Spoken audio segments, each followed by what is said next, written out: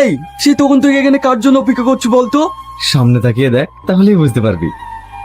Wow, এত সুন্দর আইবড় MLA দেখিনি। এ, তোর ভাবের দিকে বেশি নজর দিস না। বাবা, ভাবি মানে? I love you. তুই কাকে কি বলছিস জানিস? এটা পাবলিক প্লেস বলে তুই বেঁচে গেলি। এর জন্যই তো সাহস পেলাম। তবে আপনি কিন্তু সেই দেখতে। তোকে না?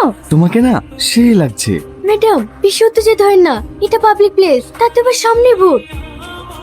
এইবার ভোটটা আমাকেই দেবেন। তোমাকে তো মন প্রাণ সবই দিয়েছি সোনা, ভোট তো ছোট জিনিস। এ, ম্যাডামের সাথে একটা ছবি তুলে দে। শালা নিজেও মরবে, আমাকেও মারবে। ম্যাডাম, হাতটা কাঁধে রাখুন। তোকে আমি দেখে নেব।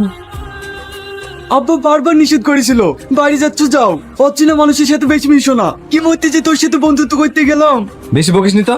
বেশি বকবে না মানে? তুই যেটা করলি তাতে আমাদের মরণের টিকিট কনফার্ম। তুই গ্রামে বেড়াতে এসে বেড়াবি, এইসব ঝামেলার মধ্যে ঢুকছিস কেন? ম্যাডাম, আপনি উত্তেজিত হন না, এই একটু শান্ত হন। কি করে শান্ত হবো? ওর এত বড় সাহস, ও আমাকে আই লাভ ইউ বলে। এমএলএ ম্যাডাম হঠাৎ করে আপনার গলা ধরলো কেন? দেখুন, ভালোবাসার মধ্যে এরকম টুকটাক ঝামেলা হতেই পারে। এখন আপনি যদি অন্য একটা ছেলের সঙ্গে কথা বলেন, তাহলে আপনার সামনে রাগ করবে না? মানে? আমরা দুজন দুজনকে 7 বছর থেকে ভালোবাসি। কি? হ্যাঁ, কাল আমার এক বান্ধবীর সঙ্গে কথা বলতে দেখে ওর একটু অভিমান হয়েছে। আমি এতে কিছু মনে করিনি। আসলে আমাকে অনেক ভালোবাসে তো। ভালোবাসার মাঝখানে একটু আধটু শাসন করার অধিকার সবার আছে। ওর নাম করতে না করতেই কল চলে এসেছে। হ্যাঁ জান, তোমার ব্যাপারেই কথা বলছিলাম। সরি সোনা, আমি আর কারোর সঙ্গে কথা বলবো না। আচ্ছা ঠিক আছে, তোমার ভোট বেরোলেই আমরা দার্জিলিং ঘুরতে যাবো। আমি ওকে কখন কল করলাম?